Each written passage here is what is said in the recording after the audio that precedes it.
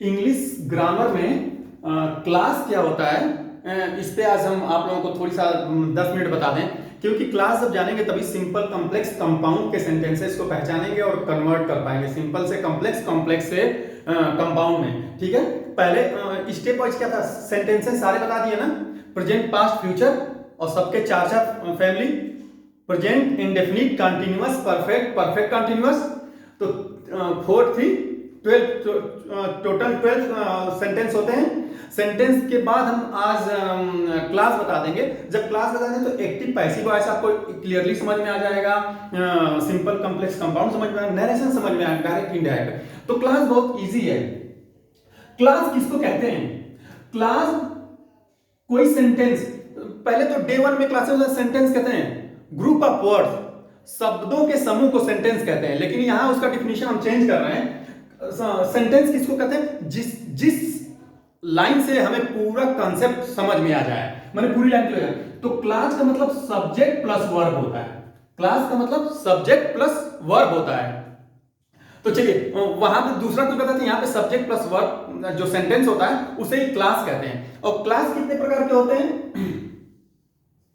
Class 2 प्रकार के होते हैं, independent class, dependent class. Independent class, dependent class. तो जो इंडिपेंडेंट है इसको मेन क्लास भी बोलते हैं, मेन क्लास भी बोलते हैं। इसको जैसे इंडिपेंडेंट को मेन क्लास और डिपेंडेंट को सबऑर्डिनेट क्लास बोलते हैं, सबऑर्डिनेट क्लास। क्लास किसको कहते हैं? सब्जेक्ट प्लस वर्ब, जिस सेंटेंस में सब्जेक्ट और वर्ब हो उसे क्लास कहते हैं। क्लास 2 तरह के होते हैं, डिपेंडेंट, इंडिपेंडेंट। इंडिपेंडेंट को मेन क्लास बोलते हैं, डिपेंडेंट को सबऑर्डिनेट क्लास भी बोलते हैं। ठीक है, यहां तक तो क्लियर है, कोई डाउट? ठीक है, अब चलिए इंडिपेंडेंट बोलते हैं, he is Anup, he is Anup subject है, वर्ब है, ये क्या हो गया? एक क्लास हो गया। ही इज अनूप, और क्लियर, इस सेंटेंस से क्लियर हो रहा है ना कि वह अनूप है, ही इज अनूप, क्लियर हो गया। अब देखिए इसको थोड़ी सा और हम बढ़ाते हैं, he is Anup who is older brother of Amit. He, तो इसमें देखिए 2 क्लास हो गए ना, 2 सेंटेंस, एक तो ये हो गया और एक ये हो गया। ही इज अनूप भी एक क्लास है, who is older brother of Amit भी एक क्लास है। तो देखिएगा 2 क्लास हो गए ना इसमें। तो 2 क्लास का मतलब कि ये तो अगर केवल इतना कह दें कि ही इज अनूप तो ये तो इंडिपेंडेंट है, इससे सेंस क्लियर समझ में आ रहा है। लेकिन अगर इसको कहते who is older brother of Amit, who कौन, ये क्लियर नहीं ना, ये क्लास इस पे डिपेंड है, यानी कि ये मेन क्लास हो गया इंडिपेंडेंट, ये डिपेंडेंट सबऑर्डिनेट क्लास हो गया। क्लियर? कितना इजी है ना। क्लास को लेके आप लोग हवा बनाए रहते हैं, यूपी बोर्ड वाले ज्यादा बनाए रहते हैं। ठीक है, तो इंडिपेंडेंट क्लास, डिपेंडेंट क्लास। अब चलिए डिपेंडेंट इंडिपेंडेंट क्लास को हम ऐसे भी बता देते हैं आपको कि डिपेंडेंट क्लास, अब इसको जो डिपेंडेंट है ना इसको मैं कई भाग में करूं, noun class, adverb class, adjective class. Dependent को कितने भागों में बता दिया? Noun class, adverb class, adjective class. Noun class में क्या होता है, इतना थोड़ा सा देख लीजिए। नाउन क्लास में मैंने 2 क्लास हो, दोनों क्लास का ज्वाइंटर कोई हो, कोई 2 क्लास जो 2 सेंटेंस को जोड़ता हो और एक सेंटेंस दूसरे सेंटेंस पे निर्भर हो। जैसे यहां पे बताया ना कि he is Anup who is younger brother of Amit, तो जो who is younger brother depend है ना ही इज अनूप पे, तो और किसी ना उसको कोई ज्वाइंट करता हो, तो ज्वाइंट करने के जहां से ज्वाइंट, व्हाट, हु, विच, जो सेंटेंस इससे जुड़ते हों, he is Anup, he is Anup, what he do, he is Anup what he do, बीच में ज्वाइंटर व्हाट है, यानी वो नाउन क्लास है।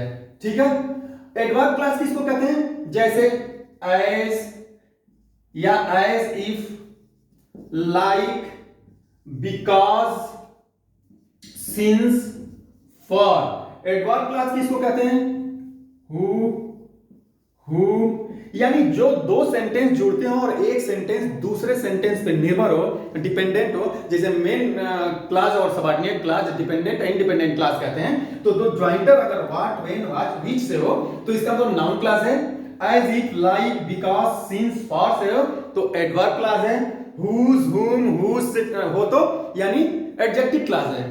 तो ये क्लासेस का आप लोग हो बनाए। जब एक क्लासेस समझ में आ जाएगा तो मैं आप लोगों को लेके चलूंगा big grammar, English higher level के ग्रामर पे, सिंपल, कॉम्प्लेक्स, कंपाउंड और नरेशन।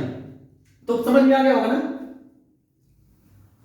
क्लास किसको कहते हैं? S plus B, subject plus verb. Verb का मतलब दोनों, helping verb plus main verb. Verb का मतलब यहां मेरा दोनों से, हेल्पिंग वर्ब प्लस।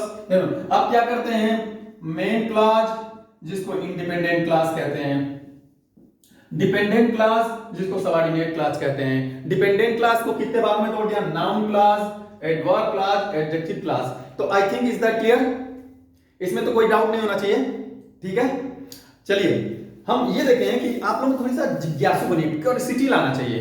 मैं जो पढ़ाऊं उस पर भी मंथन करिए, क्योंकि मैं कभी बुक से नहीं पढ़ाता हूं। मेरे दिमाग में जो बचपन से वही मैं पढ़ा देता हूं। पता नहीं कि लोग कैसे बुक से पढ़ाते हैं। तो एक चीज तो क्लियर है कि जो यूपी बोर्ड के बच्चे होते हैं वो क्यूरियोसिटी होती है उनके में। क्यूरियोसिटी का एक एग्जांपल देते हैं। यूपी बोर्ड में ना 12th में ट्रांसलेशन आता है, कहीं 10 मार्क्स का आता है सेकेंड पेपर में इंग्लिश के। तो उसमें मैं बच्चों को ट्रांसलेशन पढ़ा रहा था। तो ट्रांसलेशन पढ़ा था कि एक लोमड़ी थी, वो बहुत भूखी थी, वह जंगल में खाने की खोज में निकली, अंत में वह अंगूर का गुच्छा देखी, वो बार बार कूदी लेकिन उसे कुछ नहीं मिला, अंत में कई अंगूर खट्टे हैं। इसको मैं पढ़ा रहा था यूपी बोर्ड के 12th के बच्चों को। उनकी क्यूरियोसिटी सुनिए। तो मैं देयर वाज ए फॉक्स, एक लोमड़ी थी। सी वाज वेरी हंग्री, वो बहुत भूखी थी। She went into the forest in search of food. She went here and there, she could not find anything. At last she saw a bunches of grapes. She jumped again and again.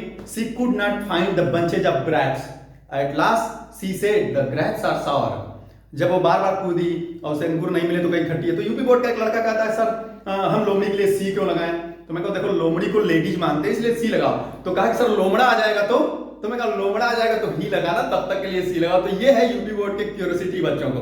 और दूसरी बात, ये blue film एक फालतू चीजें YouTube पे आलतू फालतू चीजें देखना बंद कर दो, क्योंकि जो चीज तुम देखते हो वही तुम्हारे सबकॉन्शियस माइंड में सेट हो जाता है और वही तुम्हें बार बार निकालो।